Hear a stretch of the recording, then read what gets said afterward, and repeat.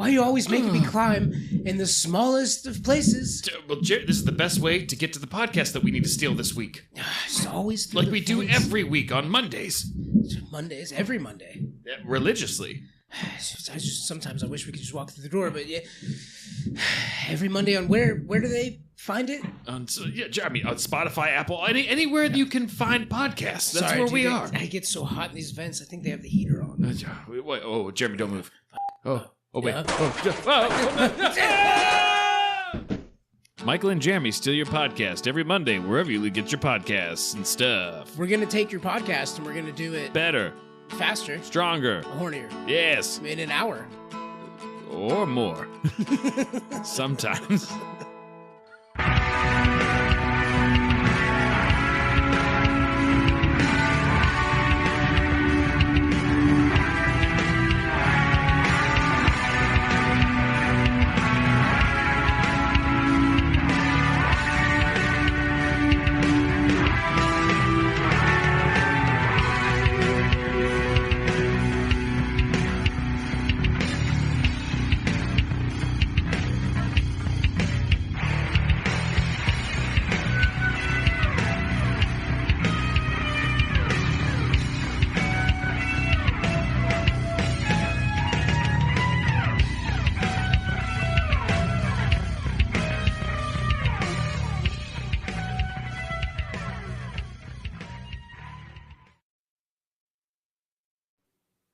Hey, everybody.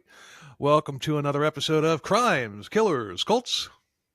And beer. And beer. I actually have one right now.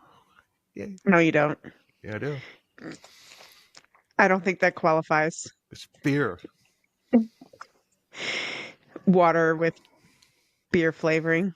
It's the best brewmasters, according to your husband. He did say that, yes. It's consistently bad, but it's okay. Anyway, we forgot to introduce ourselves last episode, so I'm Bill. And I'm Sandy, or Sandra, either way. And I forgot to do this too last episode. So I'll do that now. You know what? The light is kind of just an intermittent thing when you remember. Yeah.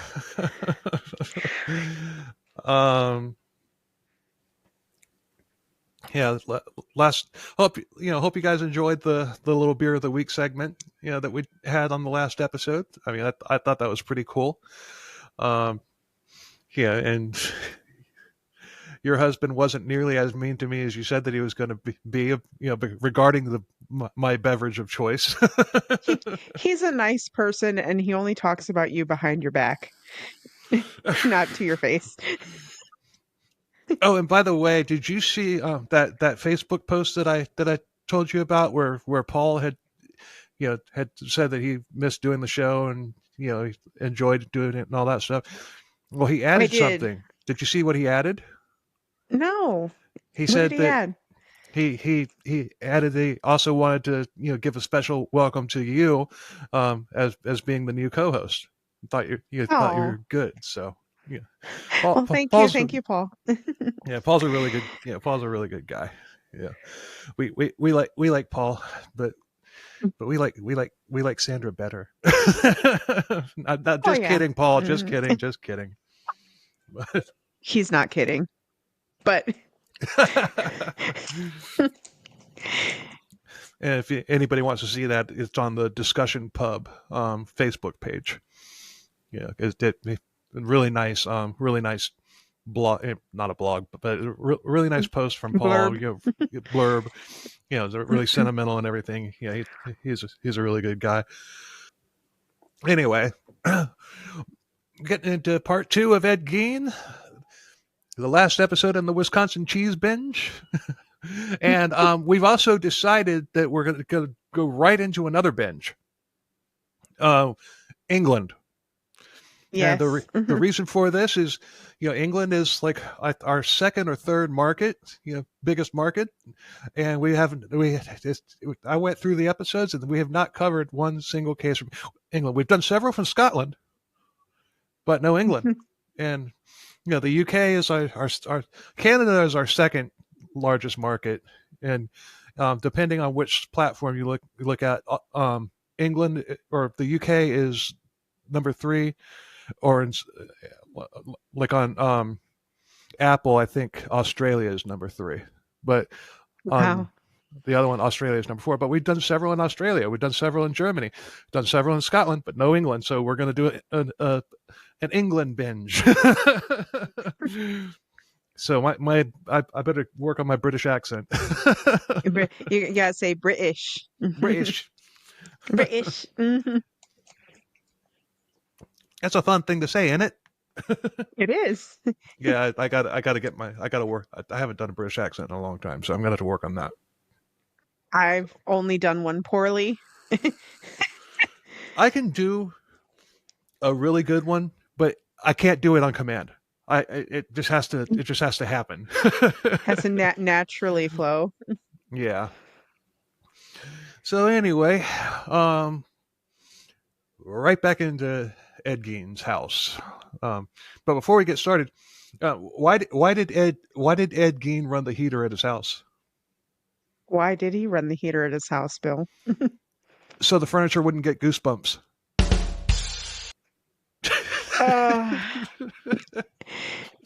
And that's it, ladies and gentlemen. I enjoyed being your co-host. And... why didn't people want to play cards with Ed Gein? Oh, something about a hand. Has to be. Has they, to be. They were afraid that he'd come up with a good hand. What was Ed Gein's favorite pastry? Dare I ask? Ladyfingers. Okay, I quit. Bye. No, those are some real jokes that came up after Ed's trial in Plainfield. Oh, yeah, just had to. It's going to be a long episode, everyone. Just so you know. I couldn't resist. That came up in the documentary. I'm like, I got to include this. See, you need to include that at the end, because now everyone's just like, and I'm done. I'm not listening anymore. Nah, it's all good. Anyway, picking up where we left off, I had asked the question, do you want more? I do. Here we go. In addition to, should I recap what they found first? Yes. From yeah, part yeah, two? I think that'd be good. Yeah. Okay. They found, I'll just read the whole list instead of breaking it in half. Chairs that were upholstered from human flesh, a lampshade that had been made of human skin, the remains of 12 human heads, gloves made from the skin of human hands, a jar of human noses, a box full of vaginas that were decorated with paint tied together with ribbons. He said that the paint was to preserve it. There was even a belt made from the nipples of multiple women, and like we talked about, a lampshade puller, or a blind puller that had been weighted down with 2 human lips. But in addition to all of that, there was a trash can made from human skins, skulls on bedposts, skulls with the top sawed off, a corset made from a female torso. That sounds really goth. Yeah, skin from the shoulders to the waist, leggings made from skin, masks made from faces that he would wear. Mary Hogan's face, head was in a plastic bag. Oh wait, no, I said that wrong. I read that wrong. Mary Hogan's face was in a paper bag, and her skull was in a box. Bernice Warden's head was in a bag, and her heart was in a plastic bag.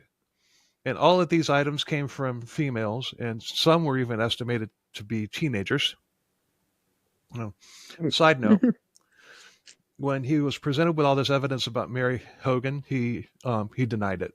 They literally had to tell him that they had found her head before he owned up to it. One cop. That's not a way to get ahead in life.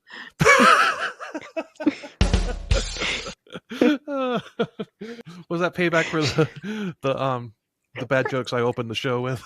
One of the police officers who had spent 6 hours in Ed's house, when he left, he went straight to Ed's jail cell and physically attacked him because he had been so disgusted from what he was seeing there.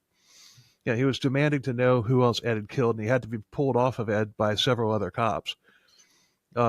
This officer is referred to as Ed Gein's final victim due to PTSD of what he had seen, and he died at a heart attack at only 43 years old. Wow. So while he wasn't lynched, every time he was in court or en route there, reporters would flock to him for quotes and pictures, and local people would scream at him.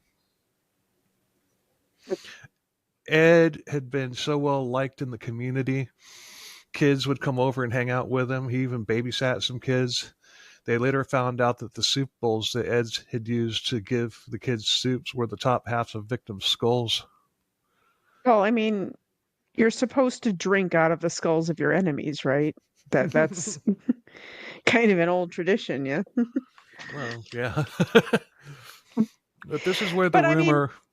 did he murder all these people, or was he just a ghoulish grave digger? That's what we're going to get to. But no, he's only on record for killing 2 people, possibly 3. His brother. He's suspected of, more. So, but this is where the rumor of Ed serving human chili to people came from. Yeah, the chili thing never happened. There were rumors of Ed being a cannibal because when police entered Ed's home, there was definitely a human heart in a frying pan on his stove, and so it's like it was Cartman serving Scott Tenorman some chili. Yeah, but that's another pop culture reference to Ed Gein because of the rumor that Ed did that. But and that had to have been Bernice Warden's heart because don't they remove the body organs from corpses at the morgue, don't they? No, they don't. I mean, if they're fun fact, I like all the stuff about funerals and mortuary stuff. But when a person is embalmed, they actually, well, one, they drain the blood, they put embalming fluid in, but they use a big stabby javelin almost called a trocar to puncture the organs and get the embalming fluid in them, and also to remove bodily fluids. So, they very vigorously stab and poke and get all that out and put embalming fluid in. So if you look up a trocar, you will see a big javelin looking thing, which is how they stab. But they don't actually remove your organs. They leave them intact. Yeah, now, but I mean, the ancient Egyptians did, but they didn't remove your heart. That was the one thing they didn't remove. But if it's got embalming fluid and everything, that's it had to have been Bernice Warden's heart. Had to have been. Probably, yeah. He was definitely capable of eating corpses, but there's no evidence that he did, and he denied it. I mean, he probably did, but the chili thing probably didn't happen. Ed never went deer hunting, but he had deer meat that he would give to people. So Ed Gein, the cannibal, is definitely plausible, maybe even likely. So maybe was the chili it deer thing, meat? Yeah, maybe getting little Willie Picton vibes here. Maybe the chili thing did happen. Who the fuck knows? That's a horrifying thought. Well, it was proven that Ed Gein or that Willie Picton served people human flesh. Yeah, that was proven. Tastes like chicken, right? I think they said it tastes like pork. For those of you who have eaten human flesh, what is it closer to? Yeah, let us know in the comments. Chicken or pork? But I think in the Picton episode, I think it was like basically, because he was a pig farmer, so I think that it was pork. I think I'm pretty sure that I've heard that human meat, the closest thing that you could compare it to would be pork, which like we said in the last episode, I am very allergic to pork. So, if I wind up stranded in the Andes with a bunch of soccer players or rugby players, I guess I'm just going to starve to death, and I'll be the first one eaten. Well, it's okay. If that happens, I encourage you all go ahead and eat me. It's okay. Yeah, it's like I'm dead. What do I care? Yeah, what do I But, care? Like whatever. Just but and like I said, you can turn my skull into a decorative bowl. I will be multi-purpose. It's okay. oh man, I think I have the most ghoulish co-host in all of true crime. Again, I'm dead. What do I care? I don't know. One of the girls on Morbid is a mortician. Yes, another great mortician. If you're all on YouTube and everything, and I'm sure a lot of people have seen her, is Caitlin Doty. And she is Ask a Mortician.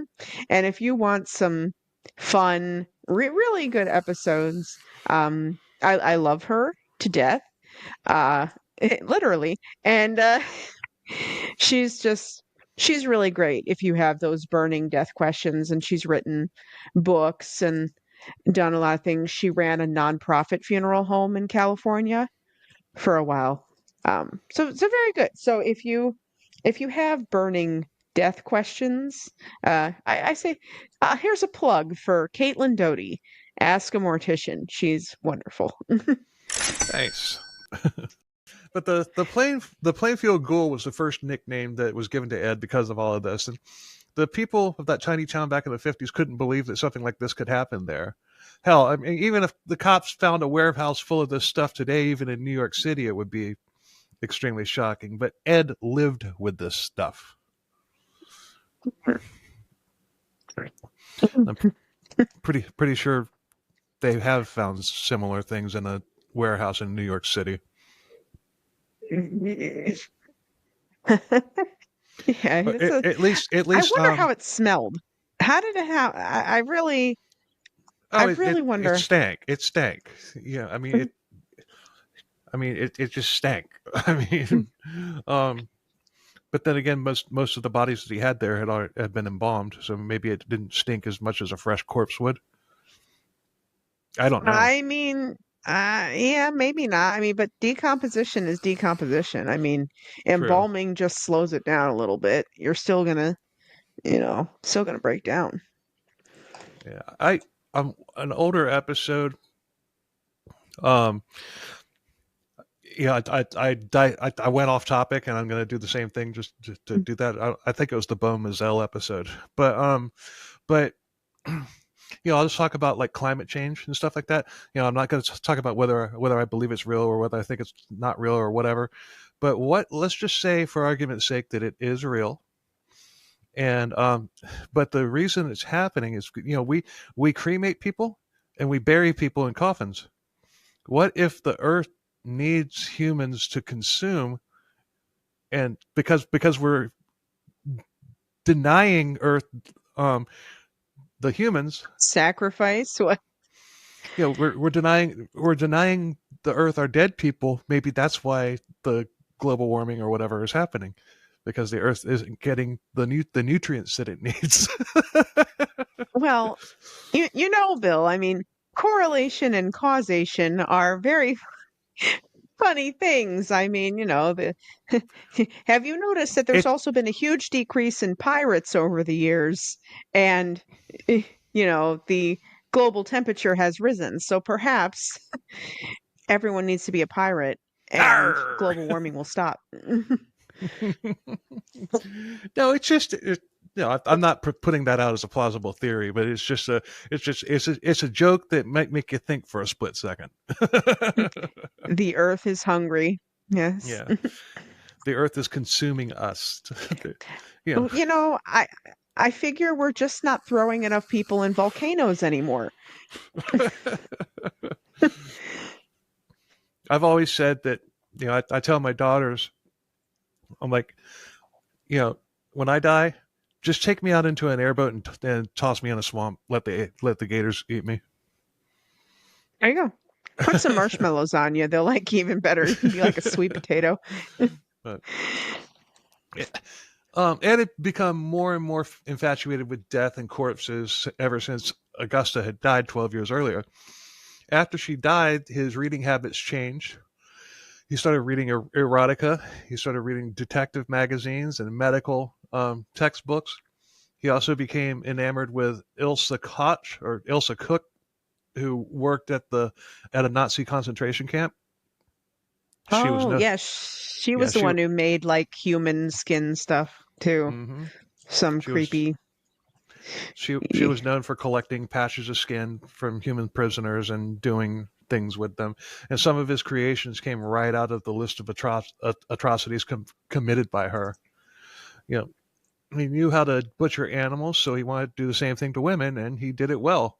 And he would read these things while eating beans out of his bowls that he made of human skulls, and he loved beans. There's bean cans all over the place. So I'm pretty sure that the smell in his house changed from the smell of death to flatulence several times in a day.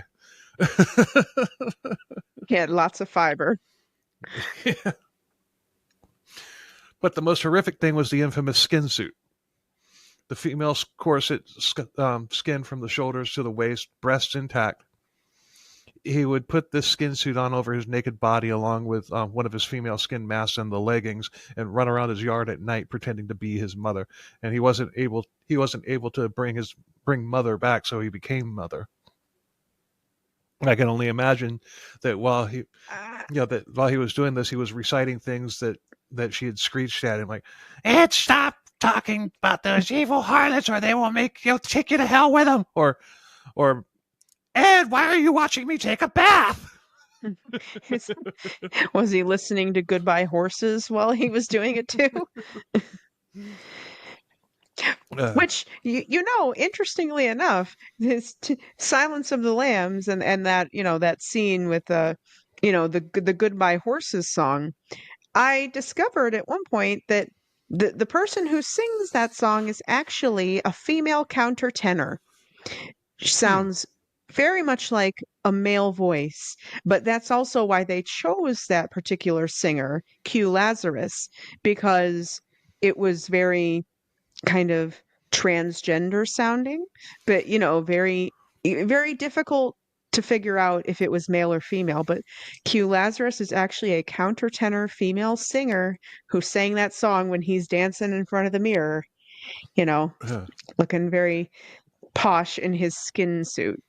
You need to go, as soon as we get done with this episode, you need to go buy a lottery ticket. And if you win, I get some kickback, because you mentioned you brought that up, and you've even used the word transgender, because the very next part of this, there is a transgender tie into this story. So, I mean, that was crazy how, I mean, I swear I haven't read your script. I know if you had said this like later on in the episode, I would have moved it to this spot. But now I don't have to, because you said it at the exact right spot. Yes, there is a transgender tie-in to the story. Ed, in one of his magazines that he read, had read a story about a U.S. soldier who had gone to Denmark after World War II and had sex change surgery and came back as a very convincing woman. George William Jorgensen Jr., born May 30th, 1926, died May 3rd, 1989, was drafted into the Army during World War II. After the war, he bounced around in several different occupations in the medical field, as well as doing photography. During this time, he learned about sex reassignment surgery, and he said that he had felt like a woman all of his life, and he went to Copenhagen in 1952 and was approved for a series of operations. Now, when Christine Jorgensen returned to the U.S., the New York Times did a front-page story about her. She became an actress, a singer, and as well as a transgender activist. And she was actually the first person to do this in the United States on a like a main scale, like a large scale. Interesting. Um, Ed admitted to being obsessed with this case. And he said that when he was a kid, he wanted to be a little girl. And but I didn't know that they were able to do that type of surgery that well back then. Because Yeah, I don't know. I've seen pictures of Jorgensen. I would have been convinced. Yeah, if she had come at me, that's a dude would have never crossed my mind. I don't know. I mean, there must have been some surgeons that were kind of pioneering some plastic surgery techniques Well, he had to go to Denmark because I mean that, or Denmark. but that's Yeah. never, this still is taboo in the United States even today. So Yeah. a lot of people have to go to Canada or Mexico or whatever to get it done. But yeah, I mean, the surgery does happen in the United States. It's just not like, readily. It's just, I mean, your insurance isn't going to cover it. Oh no. And then, I mean, insurance doesn't cover anything that they consider to be cosmetic. Right. But that was crazy. I can't believe you brought that up right there. That blew my mind. I'm gonna go play Powerball tonight. Or actually, I think the Powerball triggered, or was it Mega Millions that was up to almost 800 and it did trigger recently? I'm not sure. I don't know. I know that I didn't win. Oh, I know. I didn't win either, but I mean, if I did win, you wouldn't know immediately. But no, I better get just 1 million. I can live the rest of my life on $1 million. Can do. I guess that's a verbal contract that you people have just heard. So, well, and it's recorded too, and I mean, the same thing. If I win, you get $1 million. You get $1 million. Thank you. You get $1 million. Everybody gets $1 million. It's like Then Oprah handing out cars. You get a car. You get a car. Where'd my money go? Yeah. But Ed admitted to wanting to look into getting that surgery. He said he liked the corpses because they kept him company, but really, as well liked as he was, there was no reason for him to be lonely. Even though he was the local oddball, everybody liked him. Excuse me. Mm-hmm. I'm not yawning because I find this boring. Well, I'm tired. I'm glad I didn't see you yawn because. No, I'm just very tired after a very arduous week. But yeah. But it took Ed 24 hours in custody to start talking. But once he did, he wanted a piece of paper, Once he did, he wanted a piece of apple pie with a slice of cheese on it.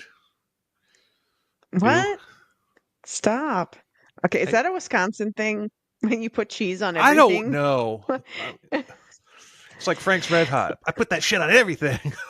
I mean, like I could see if it was maybe like cream cheese, because sometimes you have like a pastry with a cream cheese and a. Well, I'm guessing filling? you wanted. I'm guessing it was cheddar because that's mainly what that's like their main thing that they produce up there.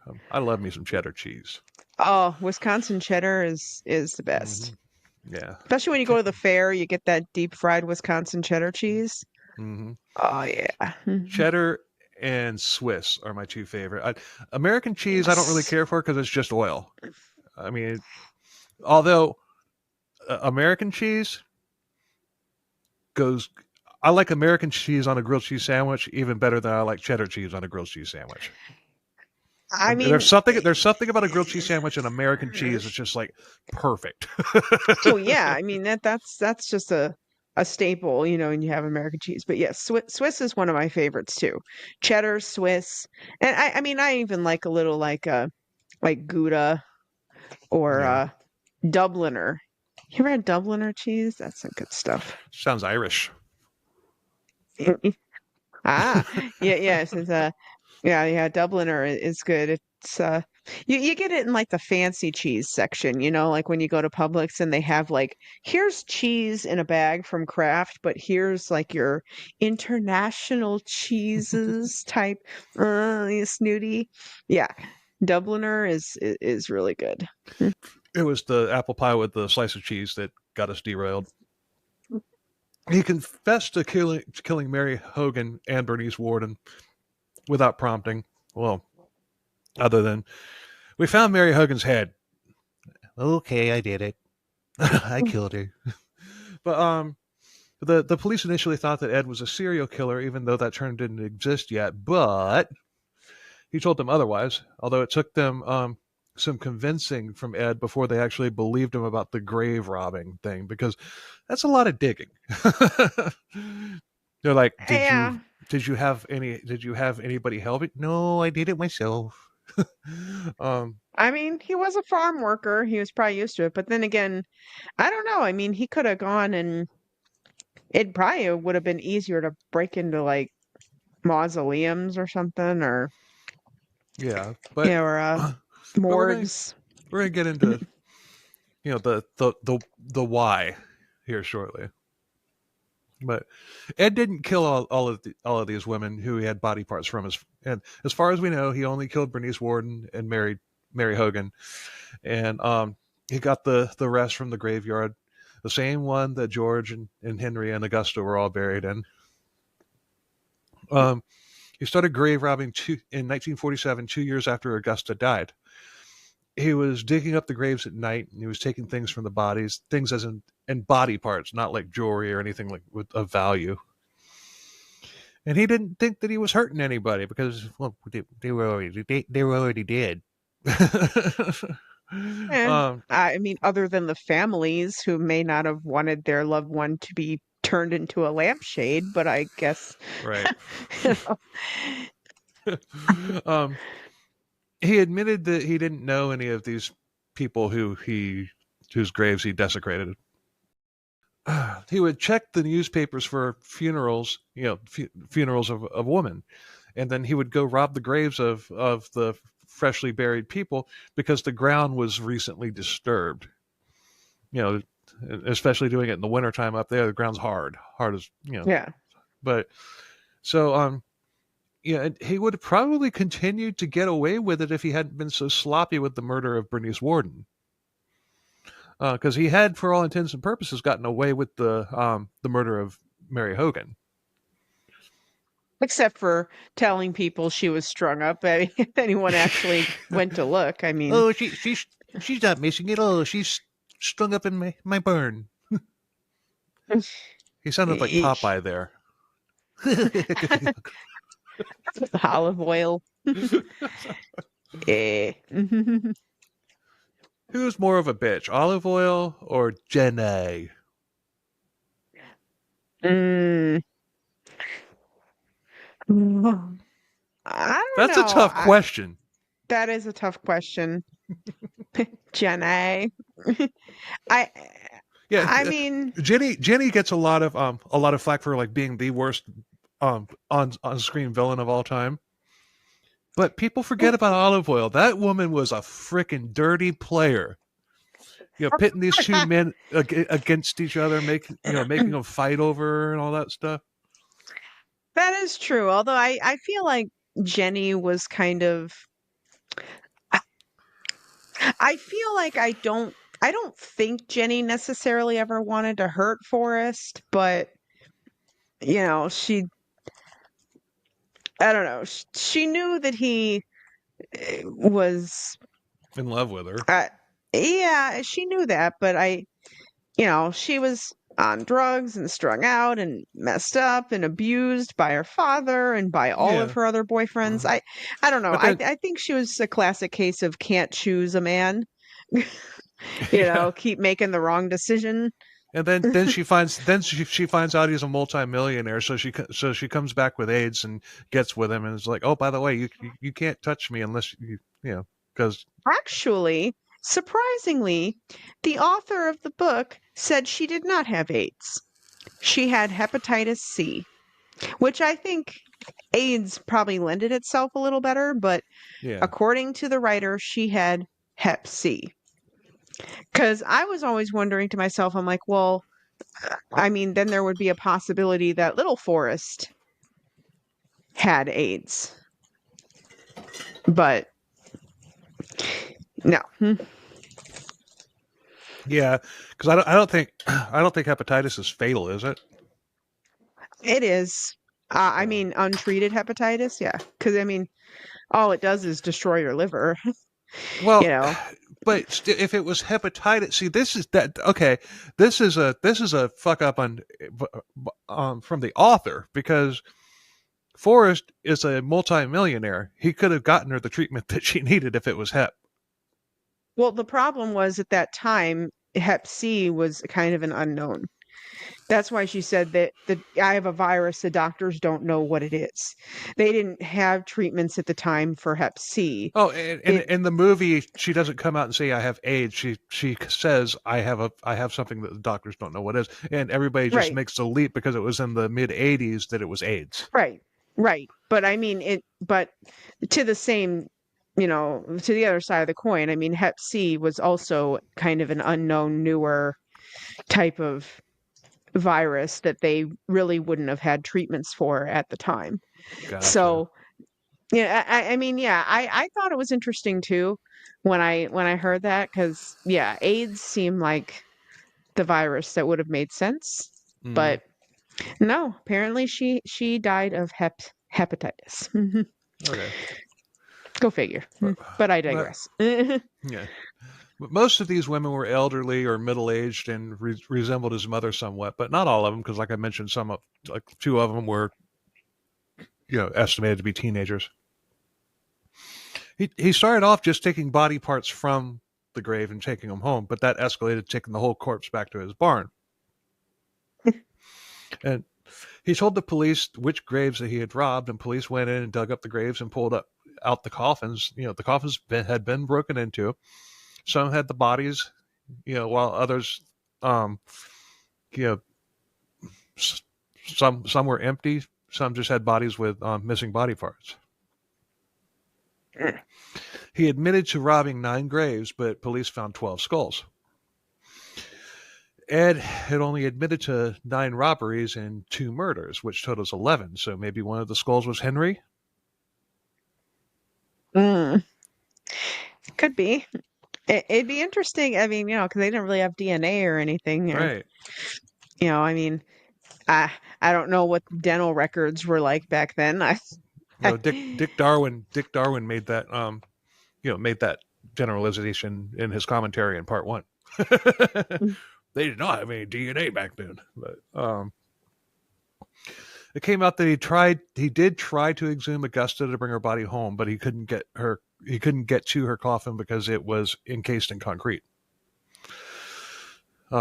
which does happen. But the people who had made the Lost Tapes series, they tried to get permission to exhume Augusta's grave, but that was denied.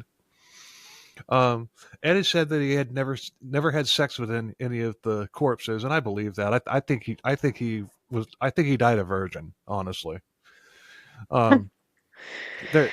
There's some people who disagree, but we'll never know. But I personally think that he was a virgin his entire life.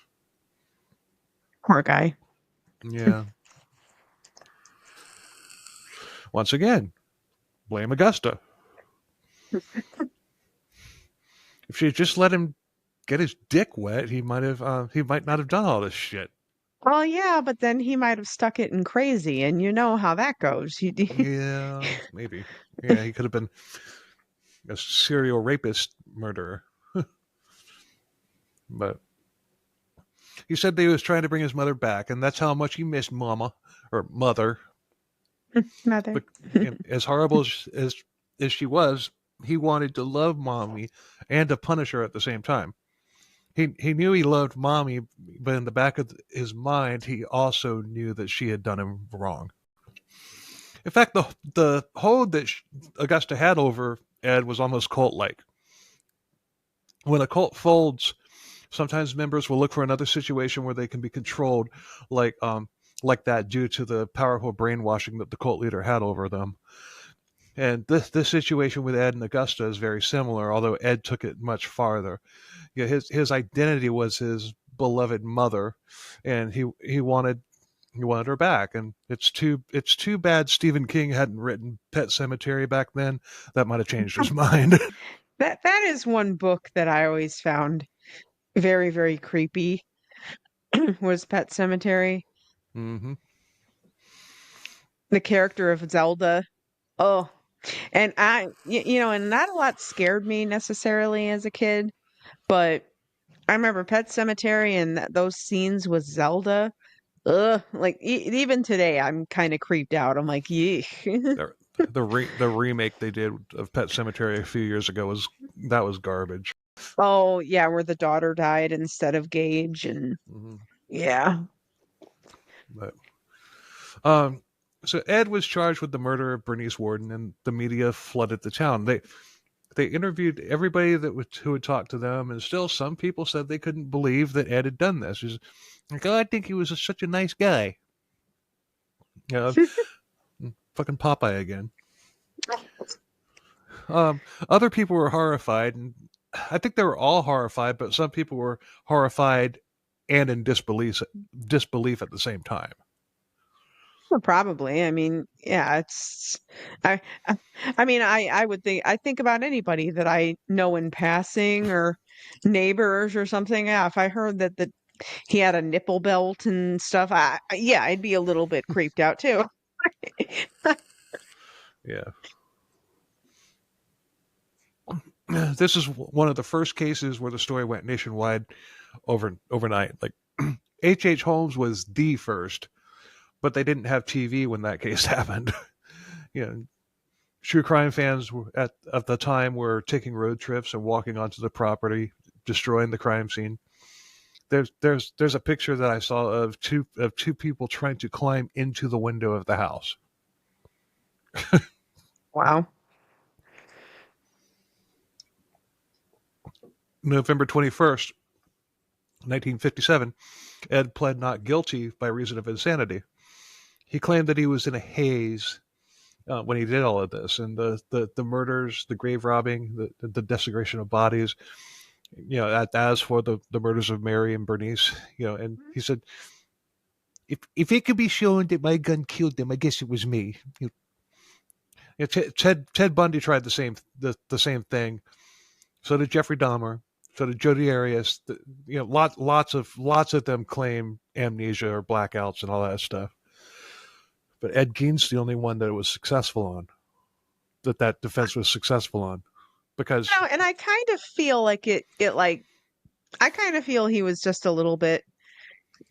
It's too messed up, like clearly messed up, and I almost kind of believe that he was. yeah, I mean, obviously he I do was too. insane, but But to this, now I may be wrong, and please let us know in the comments if I am wrong. But I believe that this is the only case in U.S. history where, you know, for a murderer to have basically, you know, not been given the death penalty and was just basically committed to a mental institution for the rest of his life, you know. And yeah, I think, you know, because of insanity, I think he's the only one. I don't know. I'd have to look that up. I mean it's I mean I know that there's obviously been people who pled insanity and got it. But I don't know about their sentencing, you know. Right. But Well, I mean, he could. People can claim that and everything and get it pushed back. But we're going to get into his sentencing and what happened. You know, it's just like, yeah, they, you know, people claim insanity. It, you know, sometimes it'll be like get pushed back until, you know, until there's more like treatment and stuff like that. And then they eventually wind up standing trial anyway and being convicted and the sentence carried out. But not Ed. But you know, lots of them claim amnesia, like I said. But it was a rifle that Bernice had for sale that killed her. But he swore that he didn't remember doing any of this. He was declared unfit to stand trial, and doctors concluded that he was clinically psychotic and that he had hallucinations and he heard voices in his head. Probably Augusta saying, "Ed!"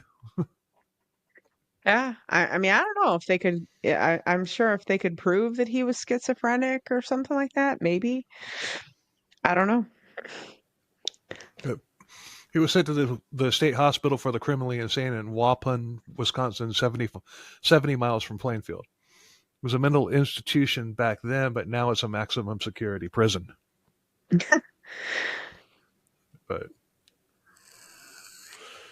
got to do something with the building after Reagan closes down all the mental institutions. Mhm. But in 1958, the Gein farm was to be auctioned off, but Plainfield's people didn't want to be a true crime tourist destination, which it was already starting to turn into. Yeah, there was rumors that somebody wanted to buy it, to buy the property and like actually turn the house into a Ed Gein museum. But which Were all the original pieces part of the gallery? we'll get to that. Put a knife in that. Hasn't been a knife yet this episode. But the structures were burned down prior to the auction, and nobody really knows who did it. The day that it happened, the buildings were being emptied, and all the trash was being burned, and it was accepted that the buildings being burned was accidental, saying that the wind had carried embers into the building, and that was what started it. But they didn't do any real investigation into it. It was probably arson. Yeah. I would assume so. So I'm like, let me just torch this place. Yeah. But people still came through Plainfield anyway just to see the property. Ed's truck, which was actually Bernice's truck, because he kept it, was auctioned off, and a carnival worker bought it for $700 and toured it all over the United States, charging people to view it, saying that this was the truck that Ed loaded all the bodies onto on the way back to his house. That obviously was not true. There were other people selling dirt packets said to be dirt from his gravesite, which was snake oil because Ed lived until 1984. I mean, could have been grave dirt from Mommy's grave. yeah, I thought about that, but they also, yeah, well, we'll get there. I know for a fact that we're gonna. What I was about to say, I know for a fact is a little bit further. But he was in the hospital for 11 years. Doctors finally ruled that he was fit to stand trial. On November 14, 1968, Ed was found guilty for the murder of Bernice Warden. But he was once again declared insane and shipped back to the institution. And he seemed to do very well there. Why? Take a guess. He was such a nice guy. Well, deeper than that.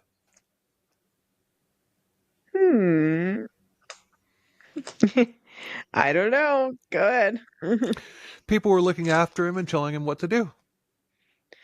He liked structure and having people in charge of him. He should have just joined the military when he turned 18. Yeah. But yeah. Ed, you can't join the military. The military's bad, Ed. Oh God! Can't do that voice. Yeah, freaking sore throat, man. I mean, but I don't know. A few more of these, and I might be able to do one. But then we'll be done. When the trial was finally over, all of the body parts that police had on ice were put into a mass grave in the cemetery. This included Mary Hogan's head, the skin suit, the nipple belt, everything. There's a gravestone there that says this site is dedicated to all the unknown who are buried here. The graves have never been exhumed to see what is or isn't in them. if there I'm was ever surprised no one dug that crap up, because that would be yeah, right. some. I mean, that would be some sick people. But I could see people being like, "Oh, yeah, I'm gonna go get myself a Well, the lampshade or something." the lampshade and the skin suit that would have deteriorated within a week, you know. But yeah, the only thing left in there after a short period of time initially would have been the bones. But yeah, you get yourself a nice little bowl, a nice little soup bowl. Get yourself a whole set of them. Yeah. Yesterday I was driving. I stopped at this intersection. I saw this Jeep, and it was a 4-seater Jeep, front and back seat, and they had the doors off of it. And in the driver's side and the back seat, there was a fucking skeleton seat Oh yeah. belted in there. Oh, I already told because Doug has a Wrangler. I saw a picture of someone who took one of those 12-foot skeletons, Oh, took off the doors, like put it in the back with the roof. I was like, okay, I guess this is goals. We just need to have one of them bad boys in the back. oh no, I just thought that was funny. But Gein was interviewed by a psychologist, and he was completely incoherent, but he was at peace. And he was, like I said before, I mean, he did well. He was a model inmate. July 26, 1984, Ed died of lung cancer at 77 years old. He was buried right in a plot right next to Mother, where she can screech at him for all eternity, and for Ed, that's heaven. I remember my father always joked before he passed away. He said, "Just don't bury me between your mother and her sister." I said, "Don't worry, Dad. Damn. We won't." Where was I? Okay, this is the same graveyard that he had desecrated, and at one point, his gravestone was stolen. Pieces of it were being sold online, and to date, at least 5 headstones have been stolen. The one that's there now has chunks missing out of it. Yeah, I brought up Bum Mazel earlier. I visited his grave. Bum Mazel was the original Florida cracker or Florida man. We covered back in episode 39. He wasn't a murderer. He was just, it was just a crazy story. I didn't steal his headstone. Are you sure you didn't? Yeah, it's still there. You can go there. I did a shot in his honor. I did a shot in his honor because the guy loved his drink. And when I went there, I mean, there's video of Instagram posted of when I went there, but when I went there, there was a bottle of whiskey. It's one of these concrete graves that's like above ground, with the coffin inside it, and somebody had left a half a bottle of whiskey there because the guy was a legendary drinker. But so I did a shot in his honor, and I left a shot of whiskey in a CKCB shot glass on his headstone. Nice. It's probably long gone now, but whatever. But Yeah. But yeah, check that. Find out that's on Instagram. I think I posted that in the Facebook pages too. But I think I did. It's pretty cool. Yeah, Bum Mazel was. Yeah, you should listen to that episode number 39. It's like crazy, funny story. But in order to be a serial killer, you have to kill 3 people. He killed 2, but I firmly believe that he killed his brother Henry, which makes him a serial killer. He's suspected of more, but there's no evidence. But there are several unsolved cases around Plainfield that time, around the same time. So maybe he did, maybe he didn't. Either way, it's the other things he did that makes him so well known. Just the horrific nature of everything that he did with human bodies. I mean, it seems like to me that if they weren't from the town he was in, it might not have been him because he just seemed to stick around where he was. Well, yeah, these unsolved cases were Yeah. from Plainfield, Man. and these these people, as far as I know, are still missing. They were never found. So, yeah, it's possible, but it's also possible that they could have had a Dick Cheney hunting accident and the body was never found. Yeah.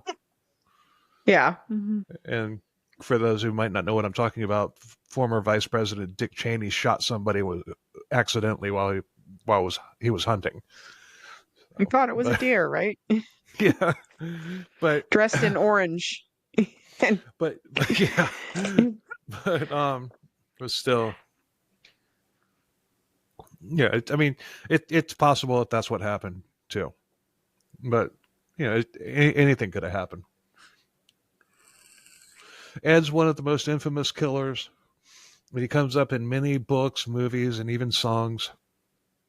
Author Robert Bloch moved to Wisconsin, and when he moved there, the newspapers were reporting that Ed was motivated by his obsessive love for his mother, and he started writing a novel about that. That book became Psycho, and the Norman Bates character was not only based on Ed Gein, but Bates at the end of the book compares himself to Ed Gein. I haven't read the book, but yeah, that's interesting. Psycho became the first horror movie franchise where the villain wasn't a monster or an alien, but rather a human. And it had 6 movies and the TV show Bates Motel, which is very good, which came out years later. The scene of the motel guest going into Norman's dirty house in the original Psycho movie and finding Norma's mummified body in her spotless room, that was a direct reference to Ed Gein because of his room, his mother's room. It was like perfectly kept clean. Yeah. Ed also inspired Leatherface from the Texas Chainsaw Massacre franchise because of the skin mask. The house in the original Texas Chainsaw Massacre was chosen because it resembled the photos of Ed's house. The sets were made from inside the Sawyer house they were made to resemble the photos taken from Ed Gein's house. Nice. The monologue the creepy monologue at the beginning of the first Texas Chainsaw movie says that the events described are true, and it's followed by a very real sounding news report. The only thing that was actually true was the skin mask, the skin furniture, and the scenes from the house. But that movie news footage was based on and delivered in a very similar way to how Ed Gein was reported in real life. And that opening scene in the original Texas Chainsaw Massacre was brilliant.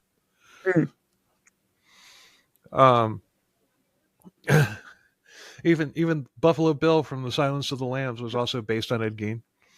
That character also made a skin suit like what we talked about earlier. And and I'm serious. You better go buy a lottery ticket after we get done. So he likes to skin his humps. That was just crazy, the whole transgender thing and how you brought it up right before I was about to talk about it. That was crazy. But also, House of a Thousand Corpses and The Devil's Rejects can be included in this list. There have been several movies made about Ed specifically. In the Light of the Moon came out in 2000, and it so far is the best depiction of Ed. I've seen that movie. It was really good. The only thing I can remember that was the cop that attacked Ed in the jail cell. He attacked Ed when they went to arrest him at his friend's house when he was eating dinner with him. That's the only thing that I can remember that wasn't really historically accurate, but still, it's more dramatic that way. Yeah, you gotta add a little bit of fantastical drama, a little flair, a little pizzazz. Yeah. But next year, the same crew that made the Dahmer series on Netflix, as well as the Menendez brothers one that's about to come out, they're going to start working on a series about Ed Gein with Charlie Hunnam, Hunnam. Hmm. I don't know who Hunam, yeah, I don't know. I don't know who that is, but he's the guy that's playing Ed. Um, I really do think that what he did to Bernice Warden was definitely referenced in the first Terrifier movie in that infamous hacksaw scene. You know, like I mentioned in the BTK series in Terrifier 2, Art is in a victim's home and he drinks a glass of water, and that's obviously referencing BTK because that was his thing, you know. But I think once Terrifier 3 comes out, I'll watch it. And along with I'll rewatch like parts 1 and 2 just to see how many references to actual serial killers there are. And you know, because I'm sure there's 2 right there. I'm sure there's more. There's got to be more. You know? Oh, again, I have never seen those movies. Like I said, I walked in on my husband watching it the other day and was like, "What the hell are you watching?" Okay. Yeah, I don't like gore. I like horror movies, but I'm not particularly a fan of gore porn, which the Terrifier movies are. But it's just Don't mind gore. I just, there are some things that are a little bit cringe, especially like the Saw movies and stuff, were a little bit cringe, but it doesn't bother me that much. I can sit there and eat my pizza or whatever while, you know, I'm yeah, watching people hack off their feet and stuff, whatever. yeah, but the well hell, just the clown itself, that's a John Wayne Gacy reference. Oh yeah. You know, I mean, you know, it'll be interesting to see how many, like watching all 3 of those movies back to back and just taking notes. And I also think that it might actually be cool to do a potpourri episode of horror movies that reference real life killers. Mm. Because we've mentioned more on this show. Like Dexter did it several times throughout that series. Like Dexter did something like right out of BTK, and I mean I cover that in the BTK series. But he's also been brought up in many songs like "Dead Skin Mask" by Slayer, and there's others, but but yeah, I mean Ed Gein is probably as far as lore goes and pop culture and everything, Ed Gein's probably the top dog when it comes to stuff like that. And Mm-hmm. But but yeah, that's what I got. What'd you what'd you think? Yeah, I mean he's definitely, like you said, one of the heavy hitters, and certainly um there's a lot to unpack with him. Mm-hmm. That, and I think that's what lends him so well to the inspiration of movies and stuff, because you have the psychosis with the the mother and the abusive, and then the murdering the women, and then kind of wearing the women and making things out of their skin, and grave robbing, and he's just this whole mishmash of complete crazy fuckery. Yeah. It just lends itself well to, pop culture and movies and other things that are macabre. Yeah, we had another a recurring character on the show, Flaccid Jizzless, the Norwegian black metal tambourine man. He was gonna submit a song about Ed Gein, but he didn't get it done in time.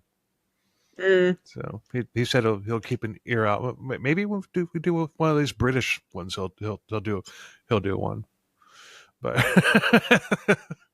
yeah, Flaccid hasn't been on the show since I believe the Panzram series, which was like back in September of last year.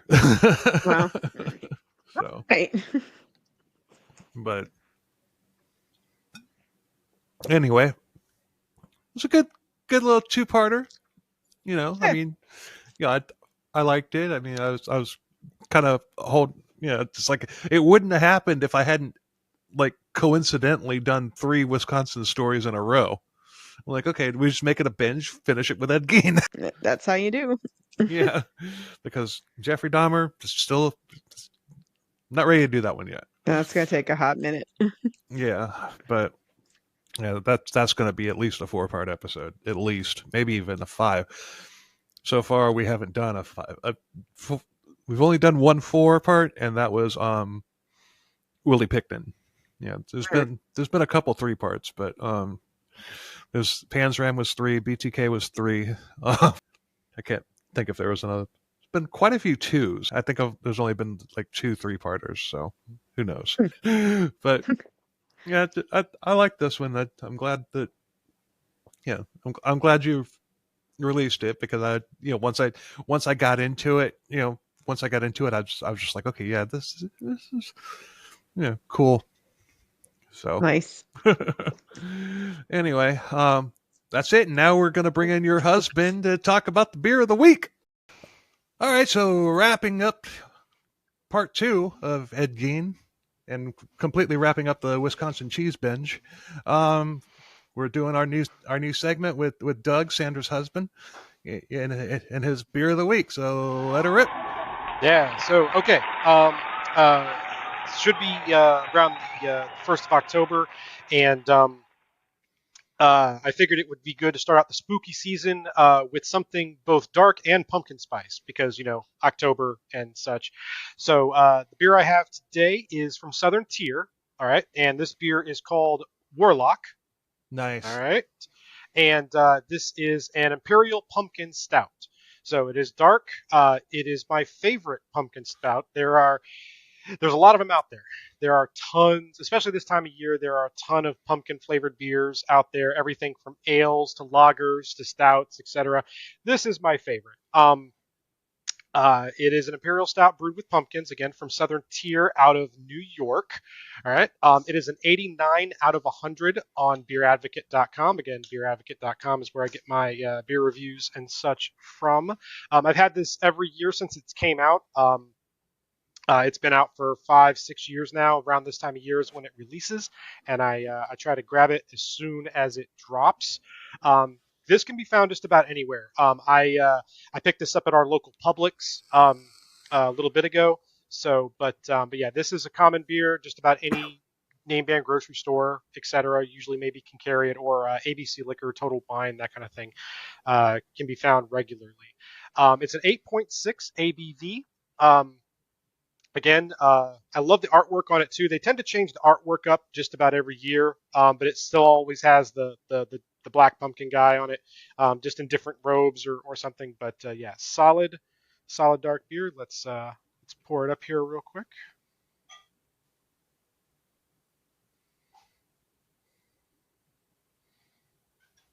All right. Again, very dark. This one has a nice head on it for a beer. So this one is the big brother, by the way. There's a little brother that's more commonly found from Southern Tier. It's called Pumpkin. Pumpkin, you can find that one is very readily available. Just about, I think even like 7-Elevens and Circle K's carry that thing around this time of the year. It's commonplace. Warlock, a little bit harder to find, but definitely worth the pickup if you can get your hands on it. Again, very dark. Oh, the pumpkin and the pumpkin spice, definitely. This one, what I like to say is this one likes to kick you in the teeth with pumpkin. This one just goes crazy with the pumpkin spice and such. They do use real pumpkin in this. They also use a lot of spices as well, which can give it the kind of box flavor, like you would get from like a Betty Crocker or something like a box powdered cake mix type thing, which I don't find bad. I think it comes through very nicely, especially the real pumpkin comes through in this. But those spices, man, just it reminds me of fall. It reminds me of this time of the year, etc.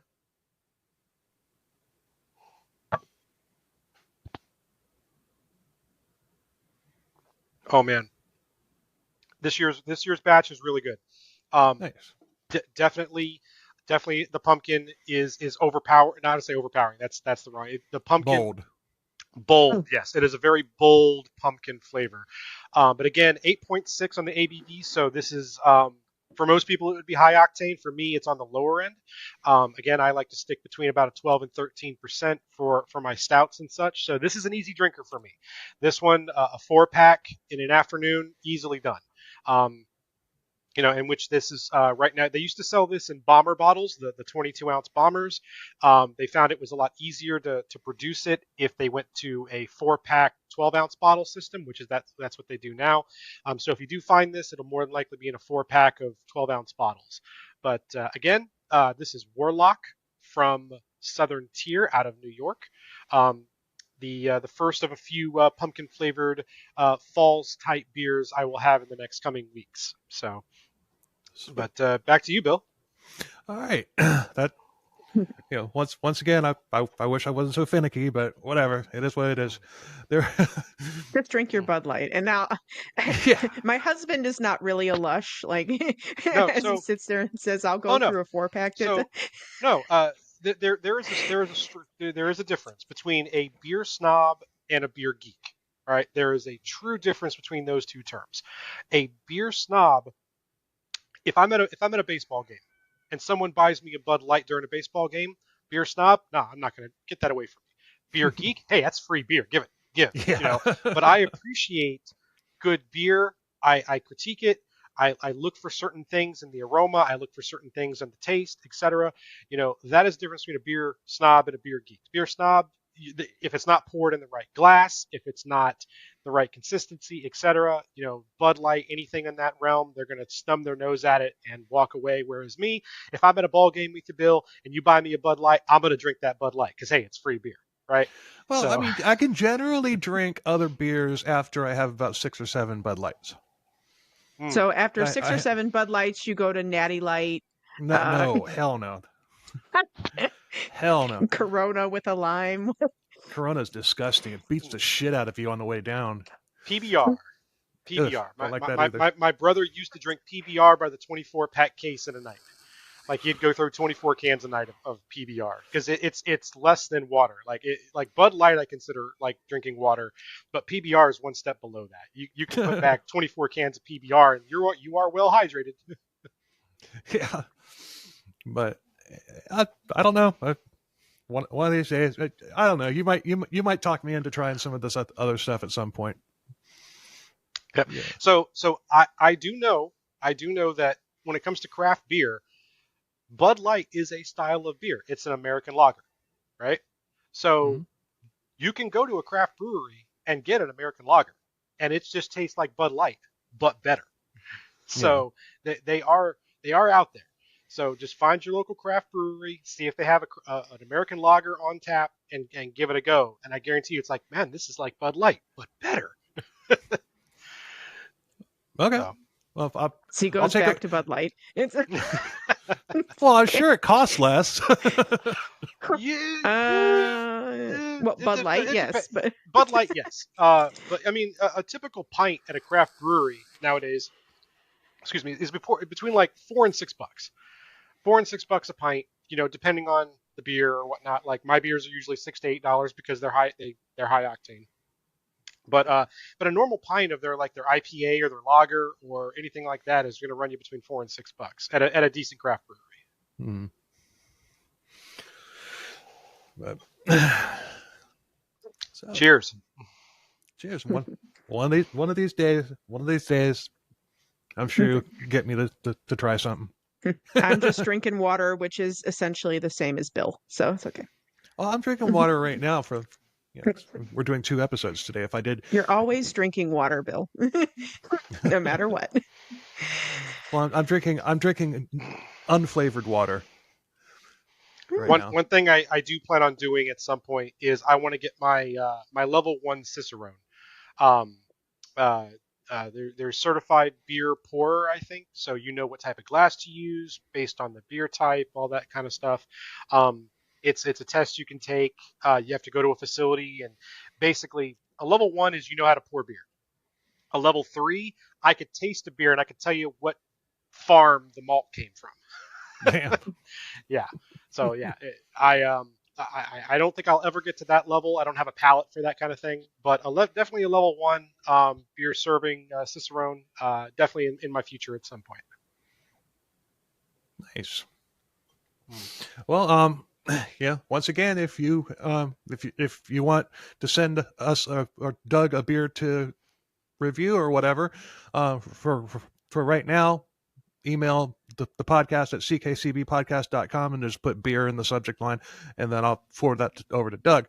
But but next time we do this, Doug will probably have a email set up specifically for that. So Absolutely. So anyway, thanks a hell of a lot for listening. We appreciate it. And like, share, review, comment, subscribe, do all the things. And if you like us, tell a friend. If you hate us, tell a foe. And don't eat too much cheese, seeing as now we're done with the Wisconsin Cheese Binge, because I mean that shit can make you constipated. Eat a handful of prunes if you do. Let your stomach sort it out. Yeah, They'll battle each other out. It's a big... prunes and cheese. Yeah, yum. On hey, pizza. Fruit and cheese. That don't work. Oh, stop. Okay, you went too far. Pineapple does belong on pizza, though. No, it doesn't. Oh no! Now we're gonna have a fight. No. This isn't a fight. This is a massacre. It's 2-on-1. Pineapple does not belong on pizza. I'm with you on that one, Bill. I'm absolutely with you on that one. You eat pineapple on pizza. Don't stop it. You wouldn't turn down a Hawaiian pizza. If that's the only one available, yeah, just like I said, beer snob, beer geek. If it's free pizza in front of me and it happens to have pineapple on it, yes, I will eat it. Do I ever order it? Only for you. I'm the same way, but I won't. I can't. I'm very allergic to sausage. So I won't. If it's a ham and pineapple pizza, I won't be able to touch it. I'm laughing because I like sausage and pineapple pizza. Yep. It's a sweet and sour. It's like a little spicy with the sweet. Fun fact: pineapple. The reason your mouth burns is because it has like a toxin in it. It's trying to defend itself from being devoured. It can't defend itself from this. No, it can't. But it's like a defense mechanism. Well, yeah, that's peppers too. I mean, that's the capsaicin's like, don't eat me, stop. But humans are like, put more, because for some reason we're weird like that. Anyway, until next time, later. Bye. Bye.